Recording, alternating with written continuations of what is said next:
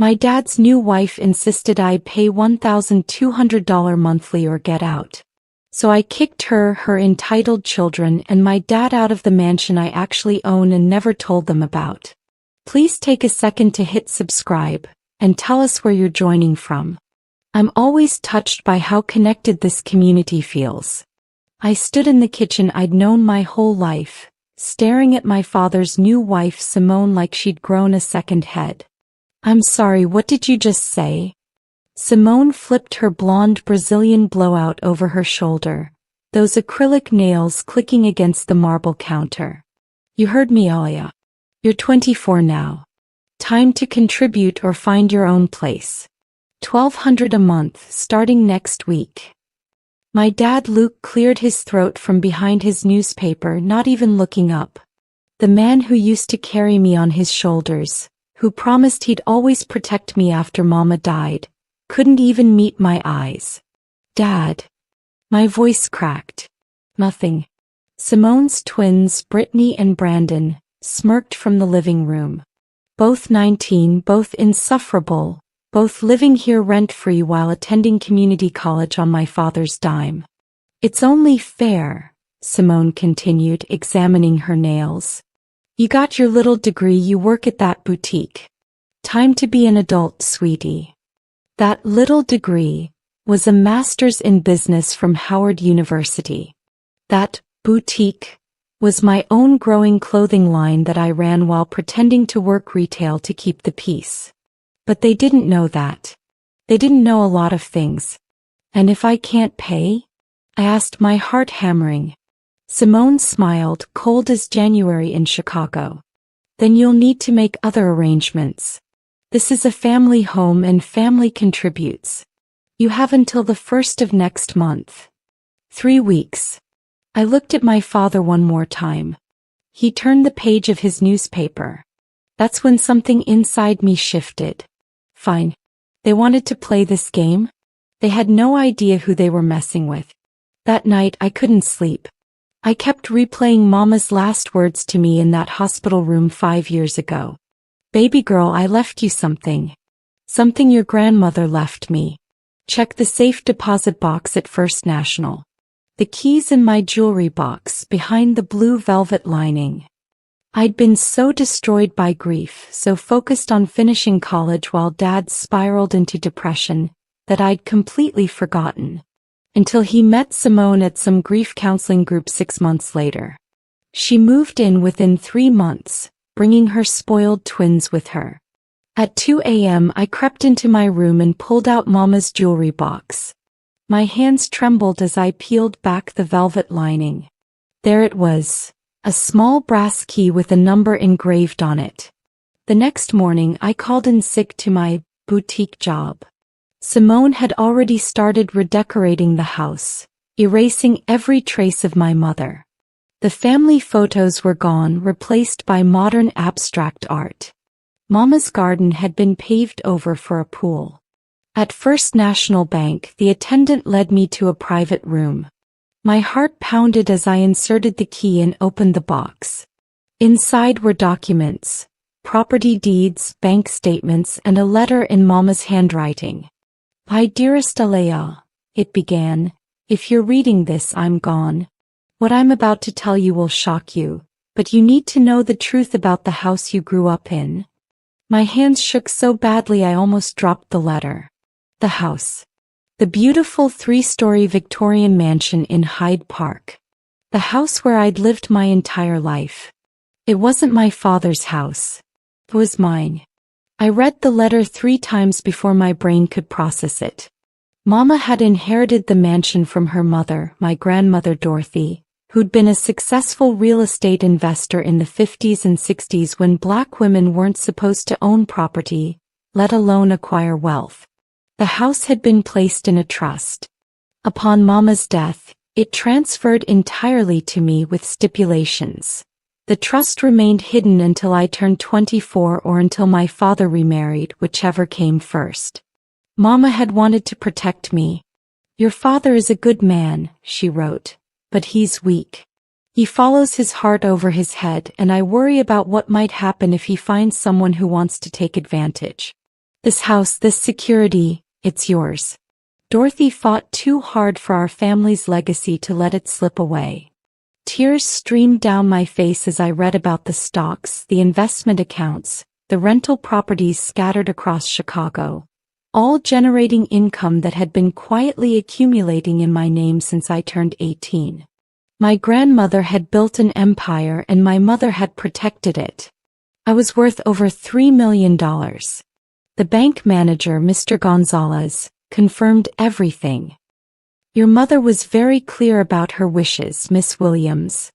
She updated this trust 6 months before she passed. You have full access now that you're 24. I thought about Simone's ultimatum, about my dad's silence, about those smug twins lounging in MY living room, eating food bought with MY money. Because yes, the bank statements showed my father had been living off the house's equity line, which technically belonged to me. Mr. Gonzalez, I said slowly, I need a lawyer. The best real estate attorney you know. He smiled. I think I can help with that. I came home to find Simone hosting her book club in my living room. 8 women I'd never met were drinking wine, eating expensive cheese, laughing too loud. When I walked in, Simone barely glanced up. Oh, Alea. Be a dear and grab more wine from the cellar? We're running low. I smiled sweetly. Actually, I just got back from running errands. I'm pretty tired. Simone's eyes narrowed. I said, get the wine. You still live here, don't you? Her book club friends shifted uncomfortably. One woman, older with kind eyes, looked at me with sympathy. For now, I said softly and went to my room. I could hear them talking. That's Luke's daughter from his first marriage, Simone explained. Sweet girl but a bit entitled. We're trying to teach her responsibility. Entitled, one woman said. Simone, she's his daughter. Oh please. She's 24 with a retail job, still living at home. We've asked her to contribute just $1,200 a month. That's nothing for rent in this neighborhood. She acts like we're torturing her. I pressed my ear to the door, recording everything on my phone. Honestly, Simone continued, Luke is too soft. The moment we can get her out, the better. I'm thinking of converting her room into my yoga studio. My mother's sewing room. Where Mama taught me to design clothes, where I'd sketched my first fashion collection. A yoga studio. I texted my lawyer, Janine Morrison. How long until we can proceed? Her response came immediately. All documents verified. Say when. I smiled. Not yet. Let them dig deeper. Simone announced we were having a family meeting over dinner that Friday. She'd made reservations at Maple and Ash, this overpriced steakhouse where entrees started at $60. My father loved it there and Simone knew it. We need to discuss Alea's situation, she said, cutting into her Wagyu beef. The first is in 2 weeks and we haven't seen any movement on her finding a new place. I sipped my water watching them. My father still wouldn't look at me. Brandon and Brittany were on their phones, barely paying attention. I've been looking, I lied smoothly. It's hard to find something affordable. Perhaps you need a second job, Simone suggested. Or roommates. You could move to a cheaper neighborhood. Rogers Park has some affordable options. Rogers Park. An hour commute from Hyde Park. From my business. From my home. Dad. I tried one more time. Don't you have anything to say? Luke finally looked up. God, he looked old. When had that happened? Simone's right, sweetie. It's time you stood on your own 2 feet. Your mother and I, we may have babied you too much. The mention of my mother made Simone's eye twitch. She hated when he brought up his first wife. Mama would never have kicked me out, I said quietly. Well, your mother isn't here, Simone snapped. And this is our house now. Our rules. Speaking of which, Luke and I have been talking. We're putting the house up for sale. My fork clattered to my plate. What? It's too big for us, my father said. We're thinking of downsizing, maybe getting a condo downtown. Something more manageable. My house. My inheritance. They were going to sell it. I needed air. I excused myself and walked outside past the valet around the corner. My hands were shaking so badly I could barely hold my phone. That's when I heard them. Brittany and Brandon had followed me out, but they were talking to each other, not realizing I was nearby. I can't believe she actually bought that crying act, Brittany laughed. Mom's good. Real good. Dad's so whipped, Brandon added. Once they sell the house and move downtown, Mom's gonna divorce him so fast. She's already got that prenup lawyer on speed dial. I froze behind a pillar. How much you think she'll get? Brittany asked. Mom figures half of everything. Maybe 2 million. That house is worth at least 4 mil plus whatever's in his retirement accounts. And that's when we convince her to move to Miami. I'm so sick of Chicago winters. They went back inside, leaving me standing there in the cold November air. Simone was running a long con. She'd targeted my grieving father, moved into our home, isolated him from me, and now she was positioning herself to take everything. Everything she thought was his. I called Janine. Tomorrow morning. I want them served tomorrow morning. All of them, she confirmed. Every single one. Alea, are you sure? Once we do this, there's no going back. I thought about my father choosing her over me. About Simone erasing my mother from her own home. About those twins laughing at my pain. I've never been more sure of anything in my life. I'll have the sheriff there at 8 a.m. That night I packed the things that mattered. Pictures of Mama. Her jewelry. My designs. Everything else could stay. I woke up at 6 a.m. to the sound of my phone buzzing. Text from Janine. On schedule. Sheriff's at Starbucks around the corner. Ready. I typed back. Ready. I got dressed carefully. A navy pantsuit Mama had helped me design before she got sick, her pearl earrings, my Howard class ring. Armor. At 7:45 I went downstairs. Simone was already in the kitchen making her green smoothie, completely at ease in what she thought was her domain. You're up early, she said without looking at me. Have you looked at apartments yet? Because I've been browsing and there's a lovely studio in Lakeview for only $900 a month. Very affordable. I won't be needing it, I said calmly. She turned confused. That's when the doorbell rang. The sheriff stood on our porch with 2 deputies and Janine beside them, immaculate in her power suit, holding a folder thick with documents. Can I help you? Simone's voice had gone sharp. I'm looking for Simone Matthews, Luke Williams, Brittany Matthews and Brandon Matthews, the sheriff said. I'm Simone Williams, she corrected automatically. What's this about?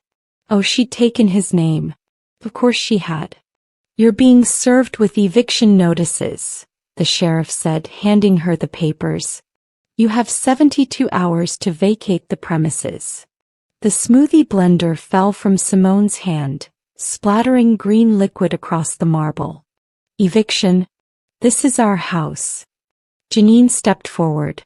Actually, Mrs. Matthews, this house belongs to Miss Alea Williams. It has belonged to her since her mother's death 5 years ago. You've been residing here as her guest. She's now asking you to leave. That's impossible.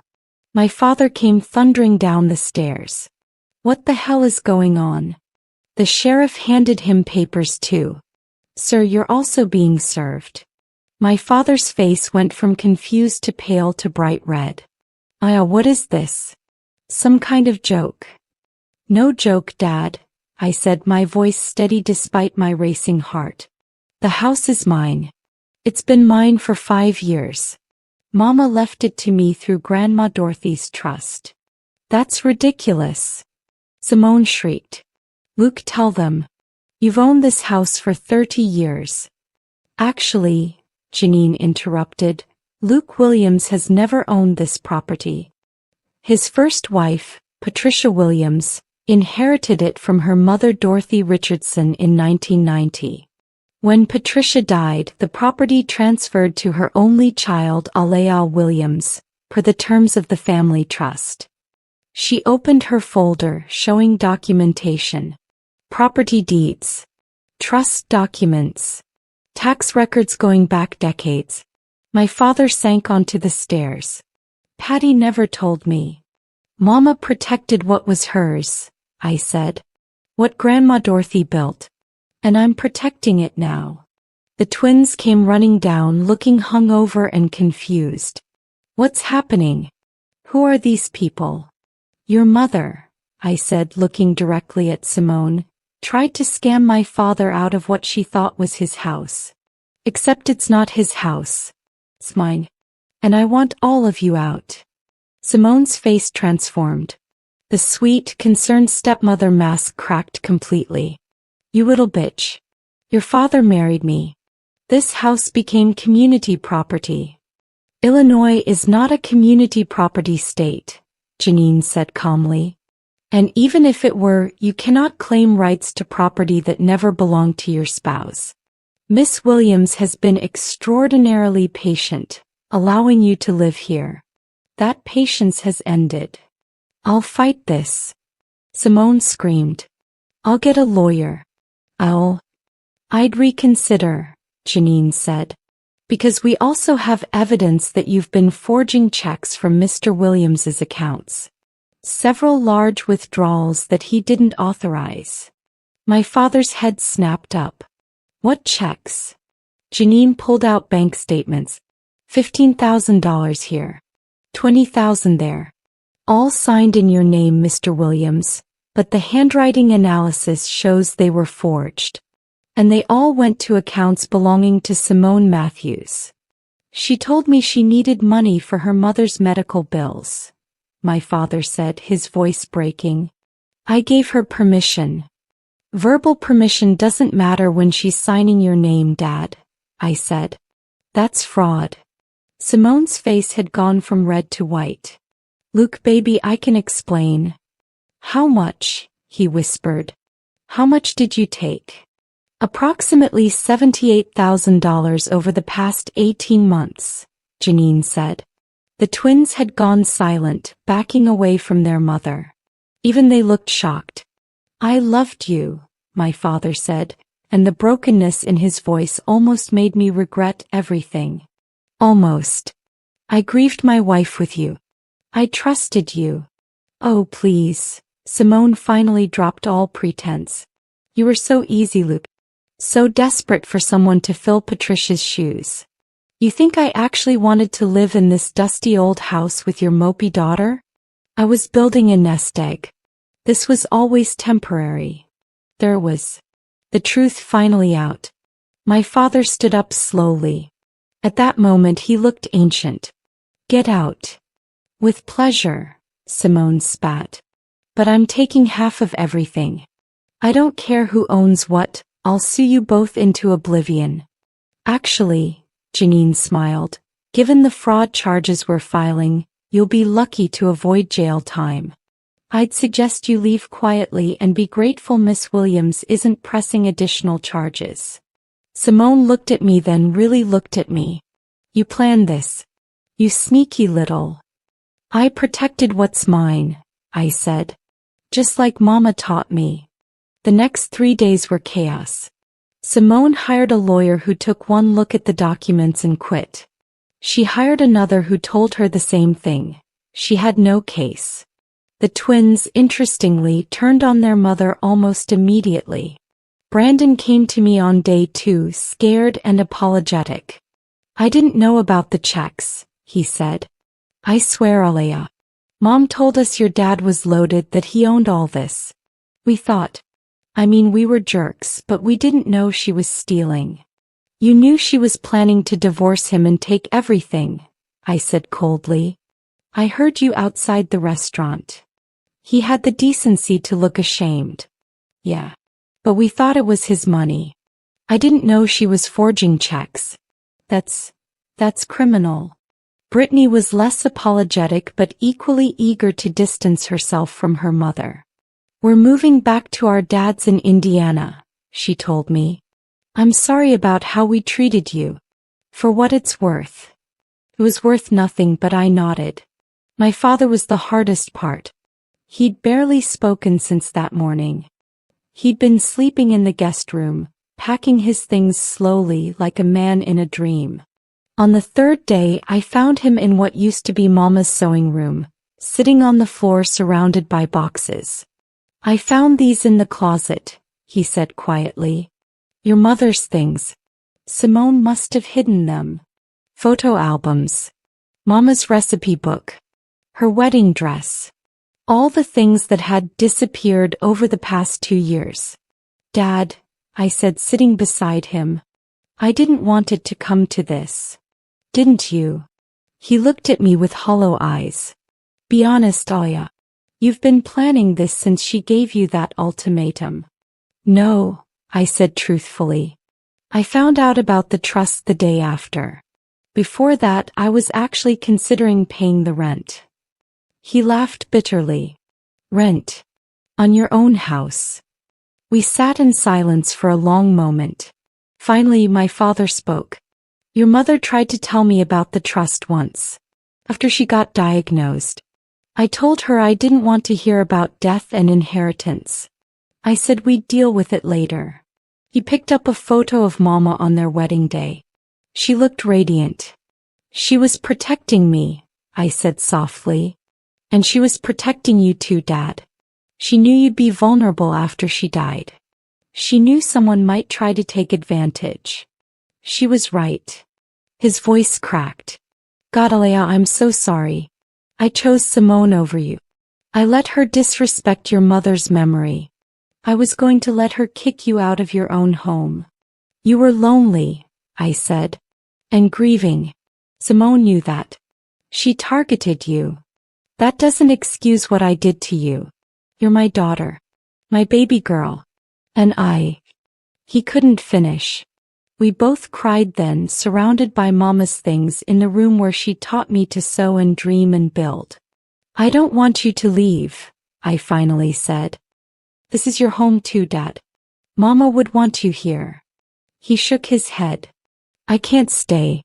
Every room reminds me of my failures. Of how I betrayed you both." "Where will you go?" "I've got a buddy in Atlanta. He's offered me a job, a fresh start. Maybe that's what I need.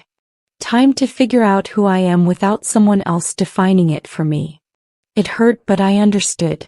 "The door's always open," I said. "When you're ready." He pulled me into a hug, and for a moment he was my dad again. Not Simone's husband. Not a grieving widower. Just my dad. "I'm proud of you," he whispered. "Your mama would be too. You're stronger than both of us combined." Simone left on the third day with a U-Haul full of furniture that wasn't hers. I let her take it anyway. I was planning to redecorate the entire house. Out with the cold modern art, back with the warmth and life Mama had created. The twins left quietly, and honestly I felt sorry for them. They were products of their mother's toxicity, but they were also young enough to change. Dad left for Atlanta a week later. We had dinner the night before, just the two of us at Mama's favorite Thai place. "I closed my accounts," he said. "Opened new ones. Simone won't get another dime." "Good. And I'm starting therapy. Real therapy, not some grief group where predators hunt for vulnerable people." "I'm glad, Dad." He reached across the table and took my hand. "I signed over power of attorney to you too. For health decisions, finances, all of it. Something happens to me, you're in control. No one else." "Dad. I mean it, Alea. I don't trust my own judgment anymore. But I trust you. You're the smart one. The strong one. Promise me you'll keep building what your grandmother started. What your mama protected." "I promise." The next morning I drove him to O'Hare. We didn't say much. Some goodbyes are too big for words. After he left, I stood in the empty mansion, my mansion, and felt the weight of 3 generations of strong Black women on my shoulders. Grandma Dorothy, who'd built an empire when Black women weren't supposed to own anything.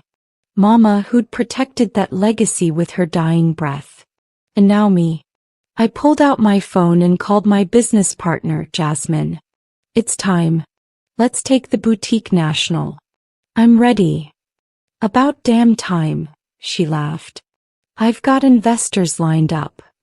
I've got the capital, I said, smiling.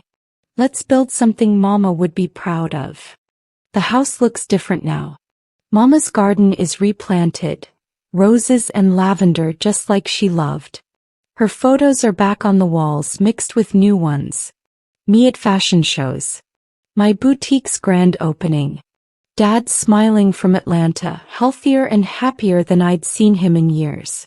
He calls every Sunday. We're rebuilding slowly. Simone. Last I heard she was facing fraud charges in Indiana. Turns out my dad wasn't her first victim. The twins testified against her in exchange for immunity. Sometimes karma works fast. I'm hosting a party tonight. A launch party for my fashion line's expansion. 20 stores across 5 states with more coming. The mansion is full of people, laughter, life. The way Mama would have wanted it. My business partner Jasmine finds me on the terrace. Girl, you know Essence wants to do a feature on you.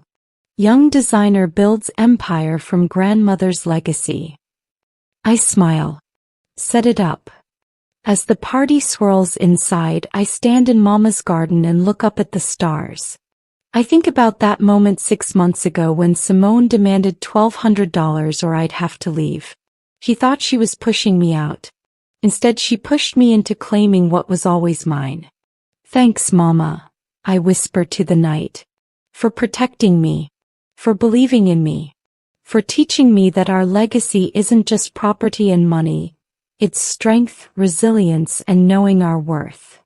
The wind rustles through the roses and I swear I can hear her voice. That's my girl. Now go show them what Dorothy's granddaughter can do. I smile and walk back inside. I've got an empire to build.